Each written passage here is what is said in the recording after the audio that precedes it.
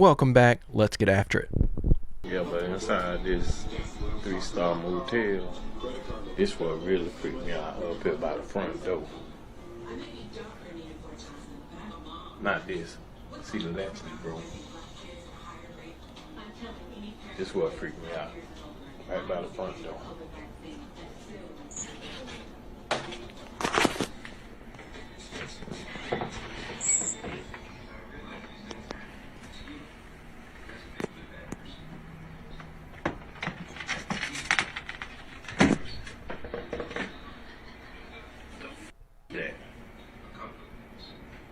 What the f is that?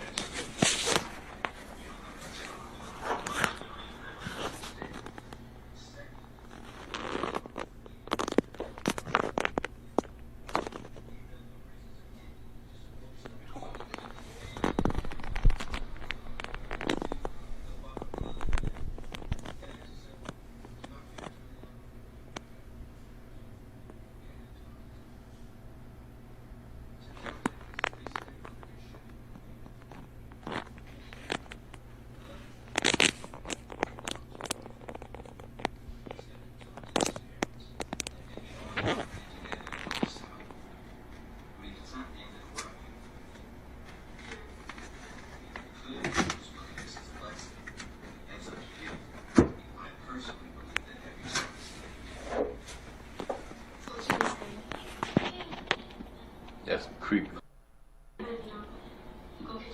Now how am I supposed to feel safe?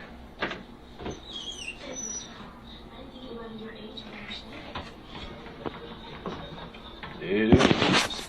You saw what was blurred out there, their opinion of what that's being used for. I'm going to assume the same. That looks very fishy, very, very suspicious. This reminds me of a situation that my mother was in. She used to run some government-funded housing apartments, and as the manager of the apartments, she had to live on site. So while she was living there, she kept hearing strange noises overhead, and it would only happen at certain times at night, mainly between 10 and 11. And she wasn't even thinking about those sounds at the time, but one night she had some stuff that she needed to find a place to store, and she knew there was an attic access panel in the closet in the hallway.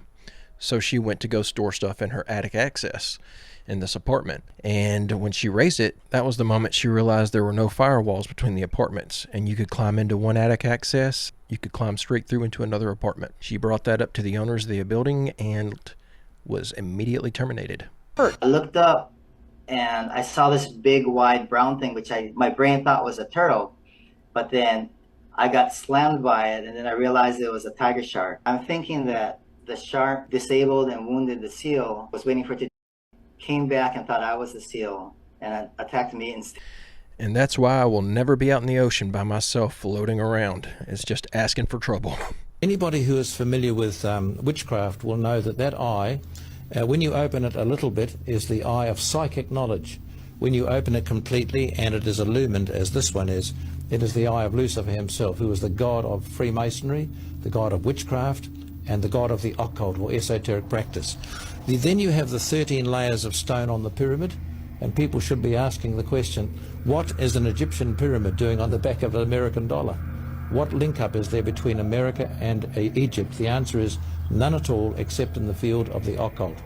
And I discovered that the 13 layers of stone there stand for the 13 layers in Freemasonry, which is very much involved in this plan to set up the Novus Ordo Seclorum, which is a one world government.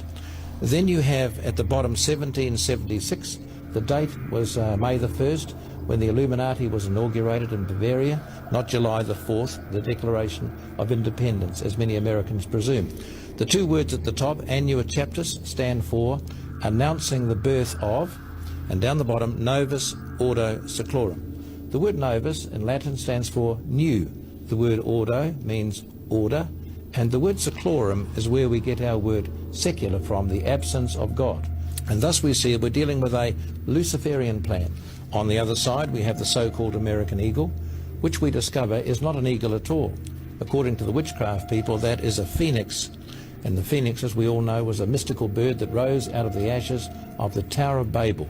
Man's first attempt, Tower of Babel. God smashed it, failed. Second attempt, New World Order, I predict God will smash it, but it will reign for 3.5 years, and the whole world system will come under its power. That's terrifying. I hope that guy is wrong with his prediction. It's crazy to see that filmed in 2000 and then look at where we're at right now. It definitely seems like we're moving in that direction. You know, watching that kind of makes me have a different perspective on all of this Illuminati symbolism and stuff. I don't think it's so much that they are trying to hide in plain sight. I think that all this symbolism is like an inside joke. Like, they get to walk around with these symbols all around them that constantly remind them that they're the ones secretly in control. Meanwhile, they're exposing us to all of these symbols and making us essentially stupid to what these symbols are, because they're so all over the place and everywhere. You get so used to seeing them that they become meaningless to the average person who doesn't think to look up and see what that symbol originated from anyway. Hey, if you're enjoying this content, I make a new video just like this one every single day. It would be awesome if you would subscribe and come back to join me tomorrow. Warte, wir entfernen jetzt diesen Metallsplitter aus dem Cookie von Subway. Oh. What the bro? What the bro? I thought those were supposed to be cooked fresh daily too. That looked like somebody's piece of somebody's notebook or something ended up in the cookies. Will Smith is one of Hollywood's most successful actors. Just like Martin, Will had his own super successful sitcom with the hit show Prince of Bel-Air. He then went on to star in several big Hollywood movies. Will Smith, like the rest of the actors on this list, shows signs of being a Masonic puppet. There's countless photos of Will Smith doing the Masonic one-eye symbolism, showing that he took the oath. There's also photos of Will Smith doing the Masonic hidden hand, which is a dead giveaway that Will is a master Mason. Will even did this Masonic pose during his Oscar acceptance speech, in the same show that the stage slap incident took place. This all happened the same day Will Smith got his first Oscar awards. That event showed Will Smith celebrating his Masonic degrees, and it's the reason he was shown doing the Masonic hidden hand pose. At this point, I don't see how Will Smith survives everything that has come out about him and everything that's been in the media in regards to his personal life with his wife and all that stuff. I don't see how he survives and his career continues on at this point. I feel kind of bad for the guy. Part of me doesn't, because he brought it on himself, but part of me thinks, looking back at Fresh Prince of Bel-Air when I was growing up, how much I enjoyed that show, it sucks to see somebody with so much promise end up like that. Pay attention, check this out.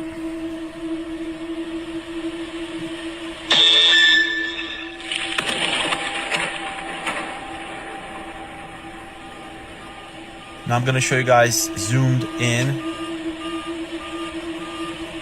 Check this out over here.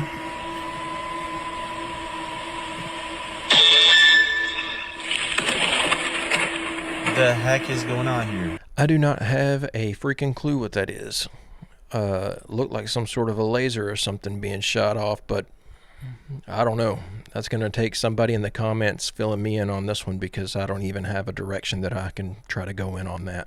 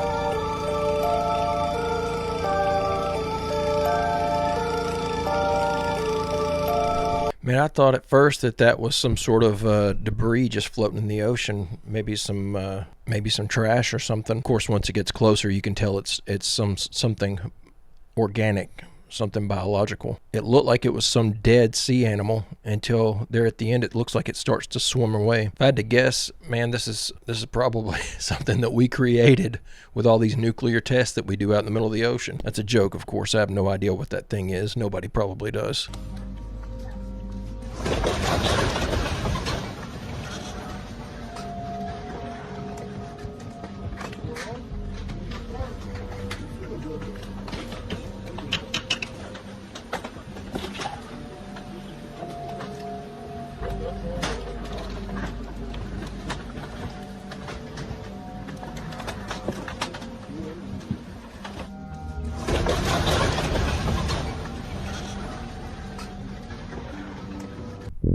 Man, that's awful. That looks like that cabin's probably been sitting there for 50 years. I just wanted to meet them face to face. I wanted them to admit what they were doing. Who is they? He was in the office of the Trilateral Commission. Trilateral Commission. Yeah, the Trilateral Commission. All right, what is the Trilateral Commission? It's an organization founded in 1973 by David Rockefeller to bring together business and political leaders from the United States, Europe, Japan, so they could work together for better economic and political cooperation between their nations. And with that's what they'd like us to believe. But you see, what they're really up to is a scheme to plant their own loyal members in positions of power in this country, to work to erase national boundaries and create an international community, and in time bring about a one world government with David Rockefeller calling the shots. Man, that is pretty on the nose right there. Only thing they're missing is their plans for depopulation. During the mid-1800s, biologists were puzzled when they found similar flora and fauna in both India and Madagascar. This brought many questions, considering that these two places weren't connected at all. Furthermore, the evidence they found were specific to these two countries and weren't found in any of the surrounding countries. Later studies by a man named Ernst Haeckel showed that a 3-billion-year-old mineral called zircon was also found on these countries that were only 2 million years old, indicating that the mineral must have come from a sunken landmass in the Indian Ocean. Thus, the lost continent of Lemuria was born. Well, this is still a hypothesis, but if we look at ancient Tamil history, it is written that their ancestors came from a place called Kamari Kadam, which on ancient maps was conveniently located where the hypothesized Lemuria is. So, not enough information right there really to give us anything concrete that we could go off of. All these different world maps and stuff that we have from a long time ago that show, some of them are more accurate depictions of what we've got on our maps today. They're just in different orientations. But everyone should know our current globe and our current flat map is not accurate. It shows states, or it shows countries bigger than other countries that are actually 6 times their size, and vice versa. And it's all a mess. So you can't even look at the map and get a good understanding of what the world looks like. This is a picture of Britney Spears in 2018. She did not have a gap in her front teeth. This is a picture of Britney Spears now. 2023, she has a gap in her front teeth.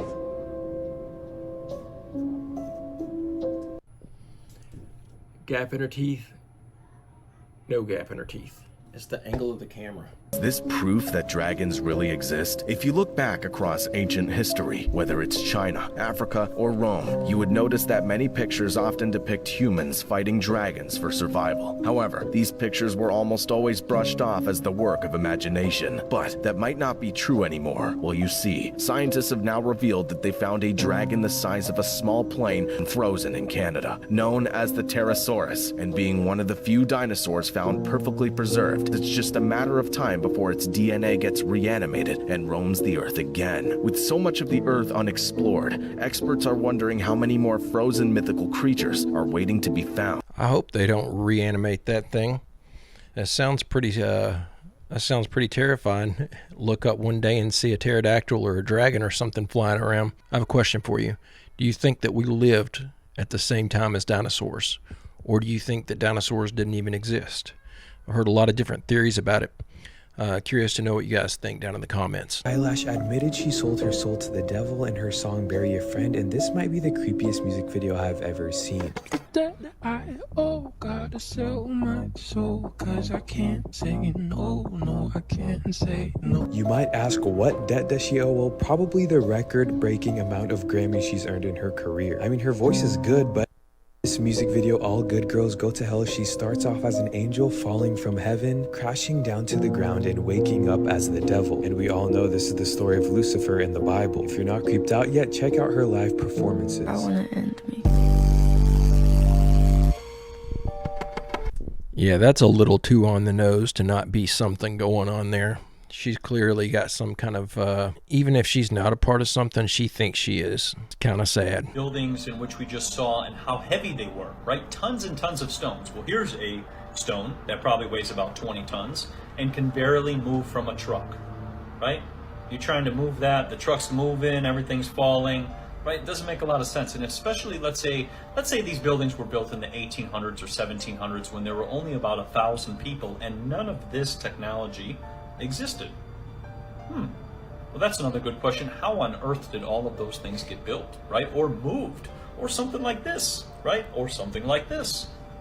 I think it goes to show that when we look into the past, things were very, very advanced, but we were told that we were supposedly, like I said, running around on horses and wagons and on. So we're going to go back to 1893 Chicago, and this is not the Chicago in which I know, right? The Chicago I know does not have statues like this and look anything like this. But this is what Chicago looked like before it was reset, right? The fires that we heard about in Chicago and all those things, they were removing all of this. Look at this detail. This is a completely different city in which we know of today. Because look at this. Look at the architecture. Look at the design. Think of how hard it would be to create all of this, right? We can barely make a little bean and wrap it in mirrored paper, let alone statues like this made out of copper, right? Look at this archway. Look at the detail here. This is in Chicago. This is old world history which is not taught about, right? They keep us in the dark. They don't teach us about our true potential and how there used to be a unified, advanced society which built like this all over the world. It definitely seems like there are a lot of techniques for building and things like that that have either been lost to us or that just have fallen to the side. But I would say, in my opinion, from everything that I've read and podcasts that I've listened to and stuff, it's my opinion that they moved all of those rocks, all of those big blocks for the pyramids. I think they used sound to move them. We know that certain sounds and certain sound frequencies can move things. I don't think it's outside the realm of possibility that they understood frequencies better than us and probably could had some device that could emit a certain frequency to lift heavy objects. I'm also reminded of that guy in Florida that built all those huge stacked stone sculptures and stuff. No one ever knew what he was using, but he had a small device that people would see him using to move these large rocks around. He just did it behind a gated fence. Whoa! Look at that. Yo, that roof you right in your head, dude. What's his house? This house ain't been fucking up. Look at that. That is insane. Yo, coming right through your head. He's got body. Look at this. Look at this. Yo, that's right in your. Oh, no, hold on. You need to stop more. You need to step over. Yo, that would have got you right in your. Oh my God, right in his head. Yo, you got to he needs to get down. Yo, watch walking up there, man. Yo, rip that down. Oh, yeah, how do you know he's not booby trapped again? Man. Yo, that's scary, man. Holy shit. So when was Jesse? Well, no more urban exploration for me. That's probably somebody living in there. That's probably a den of sorts. And that's a trap to warn them in case somebody's sneaking up on them at night.